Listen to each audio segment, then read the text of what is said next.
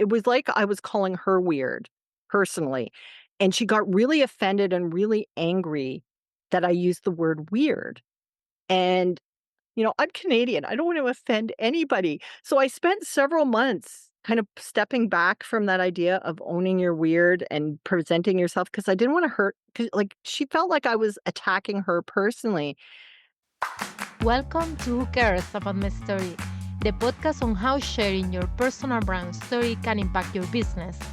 We will explore the perks and also the behind the scenes challenges of figuring out what to share. I'm your host, Reme Mancera, a personal brand strategist who loves finding the story connectors that illustrate the benefits of what you offer. And by the way, you don't need a Hollywood style for that. In case you ever wonder, remember, your story is relevant and worth telling.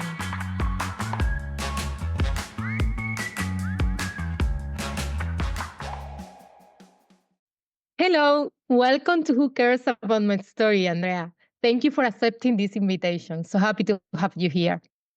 Oh, thank you for inviting me, Remy. I love to have an opportunity to talk about marketing and story. Nice. So let's start. Please tell us who you are and what you do. Well, I'm Andrea Stenberg. I'm a Canadian and I'm a video marketing coach and strategist. So I work with online entrepreneurs, experts, coaches, consultants, and help them connect with their ideal audience using video, which I get is scary for a lot of people. Yeah, it is. And can you please tell us a bit about your story? How did you get involved into video marketing? Well, I mean, I started my business in 2005 and my business was primarily, I was doing traditional offline marketing because there wasn't really the same kind of stuff there is now. And then I gradually moved into helping my clients with digital marketing and primarily social media. But around 2018, as a marketer, I was seeing, okay, video is becoming so important. And I could see that it was gonna become one of the primary marketing tools coming up, and I thought, "Okay, I have to figure it out for me so that I can talk to my clients about it." So 2018, my number one business goal was to make more videos for my business, to promote my business. And you know how many videos I made that year? I think I made 3. And it was Oh, for the exactly same reason that nobody else makes video, is I was intimidated by the technology, I didn't like how I look on camera, and I didn't know what to say. And really kind of underlying all of that was probably the real reason was I was afraid. I was afraid to make a mistake. I was afraid of looking foolish, and I was afraid of being judged. And, that's kind of what everybody feels like. So fast forward 2019, it's like January, and I'm like, "Andrea, what are you doing? You didn't do videos." And I was like, "Okay, 2019, this is the year I'm gonna do video." And right around just like the thought bubble still above my head, gonna do more video. And I saw an ad on Instagram for an influencer who had a course on how to do video. And it was going to be go live every day for 30 days so you can get comfortable and get over your fear. I'm like, oh, that's what I need. I need some coaching and support and encouragement and training, and I'll learn how to do all this stuff. So I've never whipped my credit card out of my pocket so fast as I did for this course. And I signed up and I was kind of crushed because the course was a PDF with 30 topics and a hashtag to use and then go live. And I was like, oh. "What?" But I'm a little bit stubborn, so I actually went live 28 out of 30 days, and one of the days that I didn't go live, I literally was just hitting the button, and that was the day that Instagram crashed, so that Mhm. wasn't my fault, so I really only missed one day. One of the days I was visiting my sister and I went live in the bathroom in her house because it was the only room in the house that was quiet enough, but it kinda sounded like I was broadcasting from the bottom of a toilet, like, it was really echoey and terrible. So, at the end of 30 days, I kinda got over my fear because if you can go live in a bathroom, like, you can kind of go live everywhere, but I still didn't have any strategy, I didn't know what to say other than those 30 topics, so I kind of fumbled around for another about year and a half trying things, experimenting, and, trying to figure out what's the marketing strategy, because it's not just, making videos for the sake of making videos. You want to make it work as part of your marketing strategy. So once I kind of started figuring it out for myself, all of a sudden it made me realize, okay, I should create the course that I was looking for back in 2019. Like, what were the things that I needed to learn that I have since figured out on my own so that I can save people the pain and suffering that I went through. And so that's really how I got into video marketing, was because I was tired. I was really irritated that I had to make it up myself, and then I wanted to help people figure it out. And, one of the things that I think makes me different from a lot of other people who teach video marketing is a lot of the people who teach it either come from broadcast journalism, where they went to school and learned how to be presenters on camera, or they're professional videographers and they learned all the tech and the gear. And I don't have any of that. I'm a business owner and a marketer first, and the video is just something I had to learn, and I've made every mistake there could possibly be to make. So I know where people are gonna mess up because I did. And so I Mm, can help people get through that, and that's what I hope is the thing that makes me different from other people. mm. Yeah, how important it is to walk the walk, right? Um, so, how do you think telling your story has impacted your business? Well, when I first was struggling to do video, I kept trying to be like, it's something I think a lot of people do, trying to be very professional and very polished, and everything had to be perfect. And when I started telling people about the story about how bad some of my first videos were, and, like, I lay claim to the worst video on the internet because the first video I did was so bad. And I've actually had people come to me later and say, "You know what, Andrea, you really made it feel like I could do it too."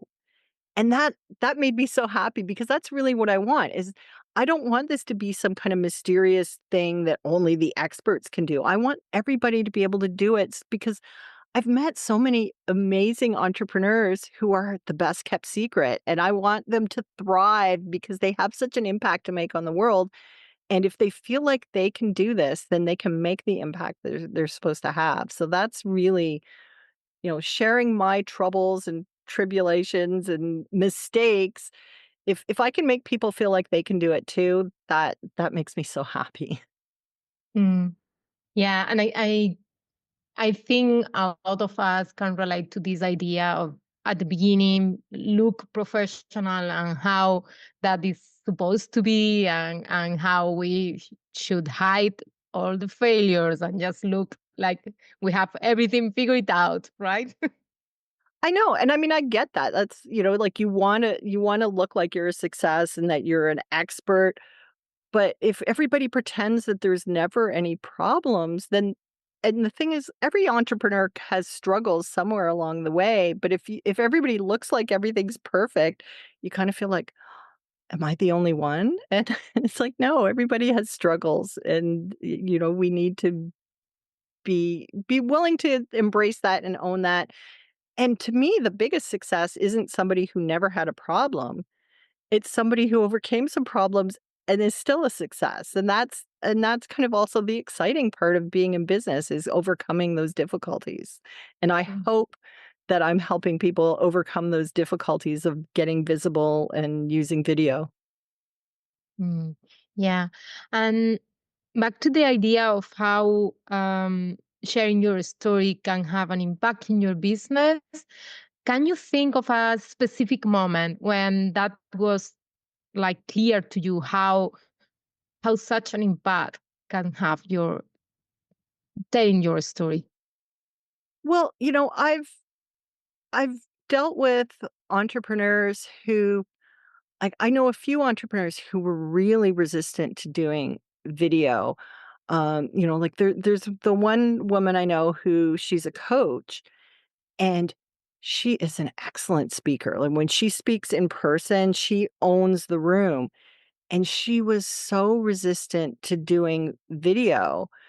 And, you know, she just was intimidated by it, and she felt like she had to be perfect.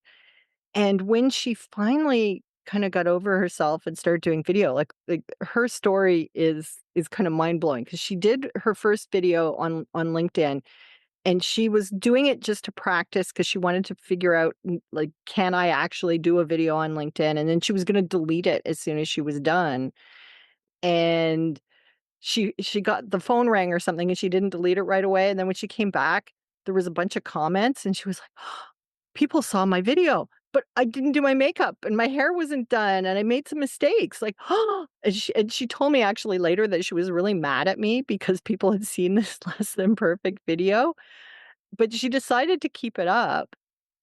And then the very next day, she got a DM on LinkedIn from the executive director of a big association that was filled all with her ideal clients. And they said, "We were doing a training, like we're in the process of developing a training for our members on the topic of your video. And we've decided we don't want to make the training anymore. We want to hire you to do the training because we liked your video so much." And, if she hadn't seeing the fact that that means my story about that it doesn't have to be perfect, and she hadn't been willing to at least give it a try, this opportunity would never have come to her, and it's like, that is so it's so exciting to me that just her less than perfect video got her this wonderful opportunity. Mm, yeah, so important to allow ourselves to be not perfect and just doing and trying. Yeah. So I want to know your experience when sharing your stories and deciding what to share. Have you faced any challenges that you didn't expect it? Yeah, so and it was actually really challenging for me to deal with this. So, one of the things when I talk about getting on camera and sharing your own story is I talk about that you should own your weird.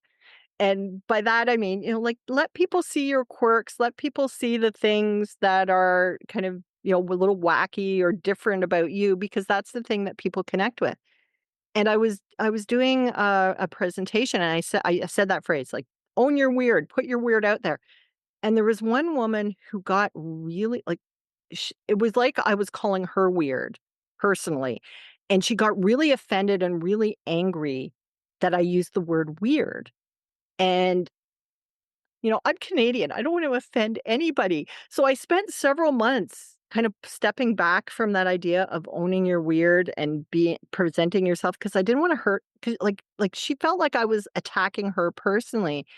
And then it took me a while to realize, okay, I'm not for everybody. Just like any coach, any consultant, any instructor is not for anybody. And I wasn't I wasn't picking her out, I didn't know her before she came to this workshop, I wasn't saying, "You're weird," and wasn't judgment, it was just me saying, like, everybody has something about them that either they feel is weird or other people who aren't their ideal clients think is weird, but you just own it. And so it took me a while to really, kind of come to terms with that not everybody is going to like me, and that is okay, and that's actually part of marketing, is the people who are not your ideal clients, you wanna push them away, but the people who like your weird, who like your quirkiness, who like your insanity or whatever it is that you have that's different, you wanna bring them in, and, like, I wasn't trying to be mean, I'm not trying to insult somebody, and it's not really my responsibility to make sure everybody likes every single word that I use. Like, I don't, I try not to be rude. I don't swear a lot in my marketing. I don't use racial slurs. And I'm sorry that that woman found the word weird offensive, but I'm not for everybody. So but it took me a while to accept that fact that not everybody is going to like everything I have to say. Yeah, that's so true because it's like the purpose of the marketing, one of the purpose of the marketing is like the people know you so they can decide if you are for them or not. So showing ourselves and showing our authenticity with the weirdness, with everything, is like helping us to move forward in that direction. But it's kind of tricky to get used to that idea. Well, I it was like I had a client of mine who she was a business consultant, but she was also a psychic. And she used her psychic abilities as working with clients, but she never told anybody she was a psychic. And when she came to me, marketing was really hard for her because she was keeping this big part of her personality and her business functions secret. And mm, if you keep something a secret in your marketing, people sense, like, even though they don't may not consciously be aware that you're keeping something back, they sense that there's something not right, and so the level of trust goes down, not up, which is what you're trying to do with marketing, is build trust. So I said to her, "You know, why don't you talk about that?" And she said, "But there are people who are gonna look at me like I'm a crazy lady and run away." And I said, "Yes, there are gonna be." I said, "But there are going to be people who believe in psychics and want to work with one, and if you talk about it, they're going to be interested and excited." And so she kinda looked at me a little sideways, but she went away and she gave it a try, and she came back a couple months later and she says, "I'm fully booked for the first time ever." Because she said, yes, there were people who, when she said she was a psychic business consultant, kinda went, but there were other people when she said that, she said their eyes would light up and they would lean in and say, "Tell me more." And that's the gold in marketing. If somebody says, "Tell me more. I want to know more about what you do," that's the most important part. So it's like, share that bit, because yes, there are people who are not going to like it and are going to run away, but the people who are meant to work with you are going to lean in, and that's that and yeah, it is hard to get used to that idea that yes, there are going to be people who are run away, but there'll be equal number of people that are going to come to you. And for those of us who are solopreneurs, micropreneurs, don't have a giant team, I can't work with everybody on the planet even if I wanted to. So let's just get the people that are going to have the most fun and the most benefit and be the happiest to work with us. absolutely.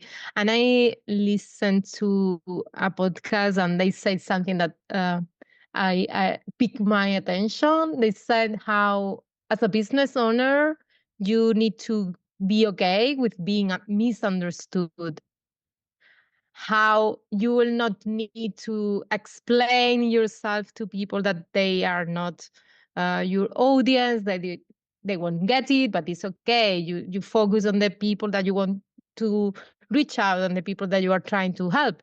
So yeah, absolutely align with this idea of Mm. you will attract people by showing yourself, right? Yeah.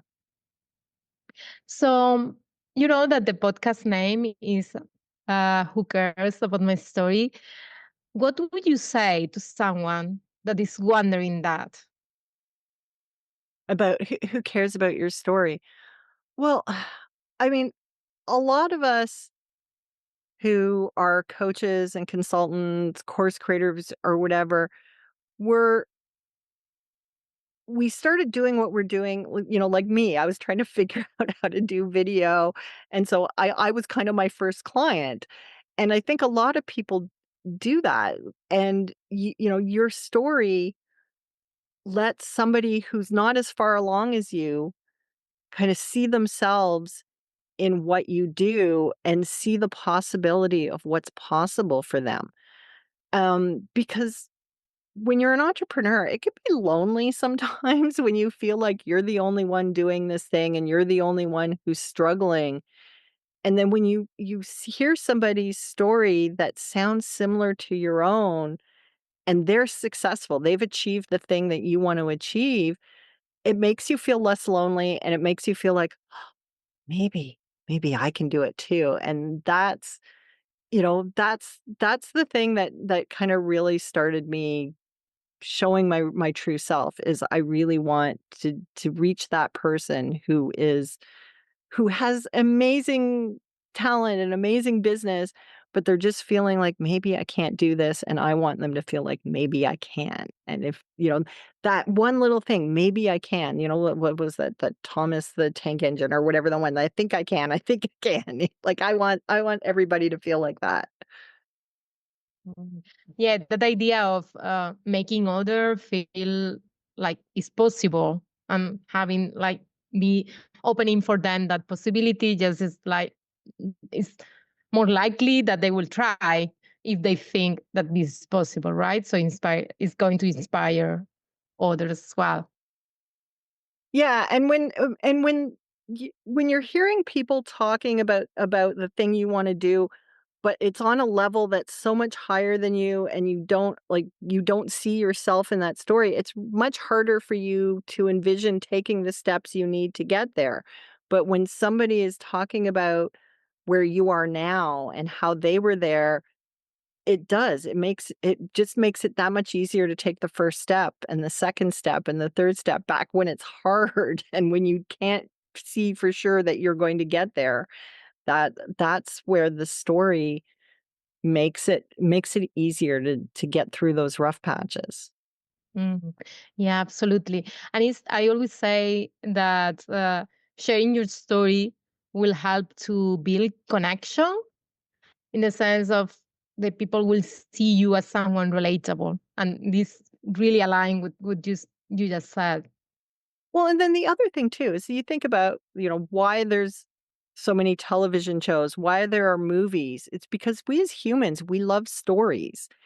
And you can have this really, fancy marketing thing with stats and statistics, and nobody's going to remember that. But if you have an interesting story about something that actually happened to you, people are going to remember that so that when they, even if they're not ready to hire you today, down the road, if you told a story that spoke to them, they're going to remember it and go, "Oh, I remember that person and I remember that they did this." Oh, yeah. So it's it creates a connection and the just the spark of emotion and humanity because as I think as human beings, like, we're hardwired to tell stories and listen to stories and remember stories.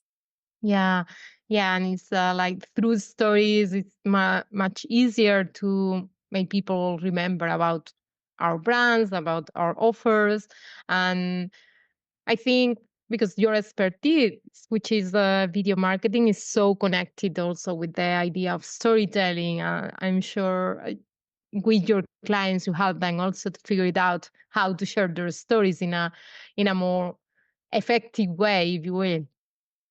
Yeah, and I mean, stories doesn't have to be just video. When I send an email to my newsletter, I always tell a story, and it's really interesting how the more personal the story is, the more likely I get people replying to me as if I wrote the email just to them. Mm. Because they feel that connection, and so, yeah, use story everywhere. Yeah, I know that you have covered this topic in your content, and I would like to ask you as well here about how you see different from personal and private, like the difference between sharing personal things and private things. Well, I heard an amazing interview a few years ago that really helped me solidify it for me. So Alan Alda, the actor who was in MASH, who played Hawkeye in MASH, he was being interviewed on a television show, and the interviewer said to him, like, he had just written a book about growing up in a family with mental illness. And the interviewer said, "Mr. Alda, this was a really personal book." And Alan Alda said, "Well, yeah, it kind of had to be because otherwise it would be a textbook and nobody who wants to read that." And then he said the important thing. He said, So I told this personal story, but there were parts of the story that didn't go in because they were private and they weren't my story to tell." And that to me is always, I always think of that when I'm deciding what to tell, what not to tell. And if you take a moment and think about where's that line of personal versus private, and think of it ahead of time, then you never have to worry about sharing too much and making a mistake and regretting what you talked about. So the biggest example that I have is, so I'm a mother, I have a child, and he's an adult now, so it's not quite the same. But when he was little, like, having a young child was a big part of my life. And so I would tell stories about my son in my marketing, but my line in the sand was I never said his name, I didn't say his age, and I never shared his photo. And partially it was because he told me if I used his photo, I'd have to pay him a royalty. But but the real reason is I, as a mother, did not feel comfortable having my son's information out in the world. I know other business owners that post pictures of their children and say it's little Johnny's 7th birthday and he really loves trucks or whatever, sharing that information. That is their line in the sand. My line in the sand was I don't share those things. So you have to, really be aware of what you're comfortable with and what you're not. But once you've made that decision, then you don't make the mistake. Where people get in trouble is they've never even thought about it. And if you haven't thought about it, then you might say something. But, for me, what I talk about on video is my rule of thumb is would I say it to my mother? Would I say it to my son? Would I say it to my best client? And would I say it to my next client? And if the answer is yes for all of those, then it's okay to be on video. If I wouldn't want my son to know about it, or I wouldn't want my mother to know about it, or I wouldn't want a client, then it's like, no, that doesn't go in. But if it's something that if I'm at a chamber of commerce networking event and I would talk about it, then it's okay to go on video. But that's the real trick is you need to make those decisions ahead of time and then you don't make a mistake. Mm. I love that rule, by the way. So clear to see. And yeah, and I agree about the how important it is to set boundaries and your set of boundaries because it's not like for anyone else will be different. And I have found clients and people that they somehow they feel like forced to overshare and it doesn't it's not needed so you can share and I usually like to explain how you can share about specific moment of your story. You don't need to go into the details. You can share from a superficial level and then share about the emotions and the lessons because that's the part that will bring that connection with your audience. So you don't need to go into the nitty details to make that a lesson, a takeaway for your audience. So I like how you approach this idea of okay, let's think about this, let's set your line, and then you have the clarity for that. Yeah, and like I said, I talk about being a mother. I even tell stories about my son, but they're not things that are private because I've got some really good ones, but I would never tell in public. But for example, I have a story about when my son had a lemonade stand and how he had this, like they made a lemonade stand and he and his friend made some money and then they were going to do it again the next day. And I said, well, why don't you do Kool-Aid instead of lemonade? Because Kool-Aid is cheaper. And he's like, "No, because the grown-ups won't buy the Kool-Aid and the grown-ups give us tips, and so we need to have the lemonade." And it was like, "Oh my gosh, these 2 little kids know about who their ideal client is and who they're profitable." So I had this whole story about the lemonade, and I said, "Do you know who your lemonade clients are?" But I didn't say his name, I didn't have his picture, I didn't have any personal details other than the fact that he had a lemonade stand, but every child does a lemonade stand at some point. So, like, that's the thing is you can share the meaningful point without going over that line to the personal stuff or the private things that you don't want to share. Mm, yeah. Have you ever, before setting those boundaries for yourself, at some point, have you ever worried about sharing too much? Um, no, not really, because I did it very early on, made these decisions, partially because, excuse me. So my dad in particular, but both my parents are very vehement about like they don't want to be online. And one time we were going to a baseball game in a city 2 hours away and we went and we were staying over at my sister's and my dad had forgot the tickets and had to go back home to get them. And I posted it on my personal Facebook that oh dad had to go home to get the tickets and drive 4 hours to get the tickets. And we were meeting friends of my parents at the baseball game and their daughters are Facebook friends of mine, and so when we got to the baseball game, they're like, "Oh, you forgot the tickets." I'm like, "How did you know this?" And it's like, "Well, our daughters told us." And, oh my goodness, my dad tore a strip off me, and I had, like, "Don't ever I think what he said is, "I'm not allowed to talk about him on Facebook ever again until 2 weeks after he's dead."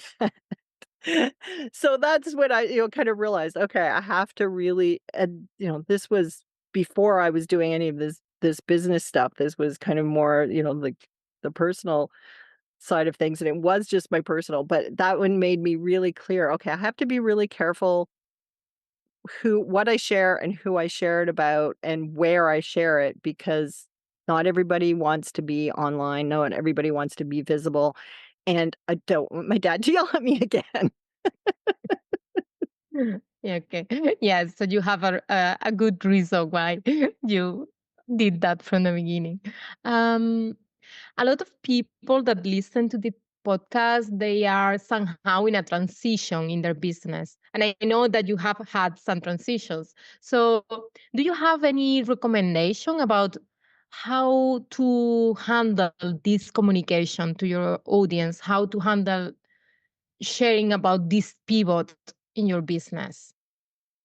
Well, I mean, it is a challenge, especially if, 'cause the messaging's really changing a lot. One of the things that really helped me was telling my story a lot in front of people, and particularly in places like in Zoom meetings where there's Zoom rooms where I can see people's faces, Mm. or where you go into breakout rooms where you can actually talk to people, so you can see right away whether people are connecting or not connecting with what you're saying. Like that is part of it, is just say it a lot, say it to a lot of people, and keep tweaking it until you start getting people kinda nodding along with you or leaning in, and where you can see that they're connecting with your story. Because, like, before I started doing anything else, I was a writer, and one of the things I know is you can write something and think it's the most beautiful, best piece of writing ever, but other people, it doesn't reach them at all, and you don't know until you share it with somebody else. So that's the same with your story, is share it with as often and with as many people as you can, and when you get people looking at you like like they're just staring at you like they have no idea what you're talking about. I mean, it could be they're just the wrong audience, but if you're in front of your right audience and they're still not resonating, you need to tweak it. But when you get to that point where people are really excited and they're leaning in and they're asking questions and there's smiles on their faces, then you know you've got the right story. And just like the more you say it, the more you try it, and the faster you do it, the faster you'll get to the right story. Mm. Yeah, I totally agree on the idea of practicing, practicing, practicing is the best way to get used to. And sometimes when we see other people, like they are far from us and they have achieved what we are looking to achieve. And sometimes when we see how they share their stories so confidently, we might think that, yeah, this person is like that. For them, it's natural. And I am not going to be like that. And it's like, that person has a journey and they have a process of practicing and tweaking and figuring out how is the best way for them to share their stories. So practicing is always a good way to just, you will feel, as you said, you see the reaction, you see how people are feeling your story and reacting to that. So yeah, practicing is key. Yeah, absolutely. Yeah, because nobody came out telling their story perfectly the first time. Even like the really big rock stars in your industry that have the most compelling story, I bet you if you went back to like year 1 of their business, they would be just fumbling over it like everybody else. Yeah, and also because we evolve as a human being, as a business owner, so our stories will evolve because our businesses will evolve. So how we share our personal brand story will be different as well, and it's okay. Yeah, exactly. So, have you received help shaping your own messaging? Oh, absolutely. Lots of help.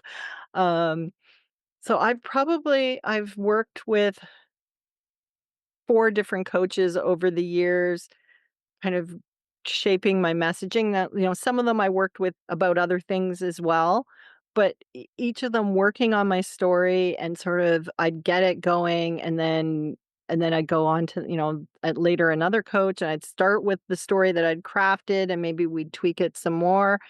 And yeah, it's really helpful to have somebody who is knowledgeable and an expert and who isn't in the weeds of your business because it is so hard to be objective about your own story.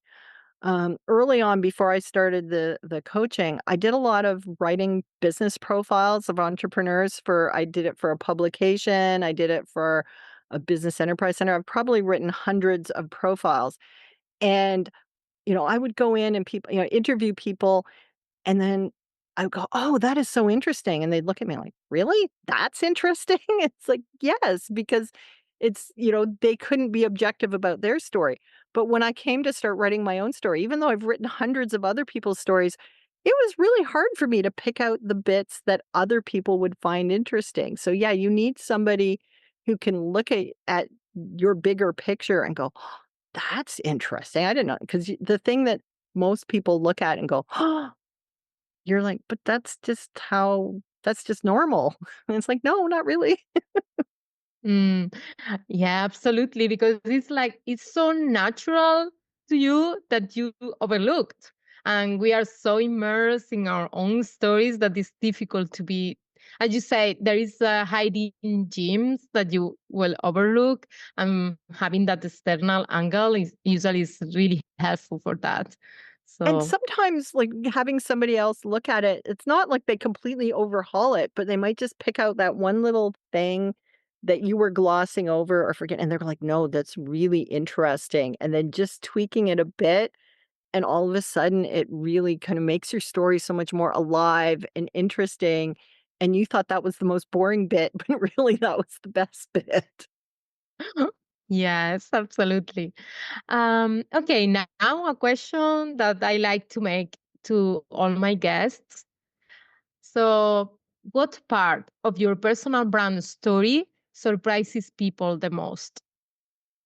I think one of the things that surprises people is when I tell people that I'm actually very shy and that getting in front of people was really hard for me to do because I do video now and I do podcasts like this and I'm kind of everywhere. And when I'd say I'm kind of an introvert and I'm very shy and speaking in public was really painful for me for a long time. That I think surprises people that I did not come into the world being a videographer or a speaker. Like, no, I had to learn and work at it and get comfortable with it. This is not the natural how I was as a child. Yeah, I can relate so much with that. So, there is something else that we haven't covered, but you would like to share, like a message that you would like to share with our audience? Well, if I have one regret in my business is I wish I'd started doing video sooner. And I because the sooner you start, the sooner you start getting better. And I don't care who you are, there's going to be a learning curve to get comfortable on camera, to get the right message, to get in front of the right audience.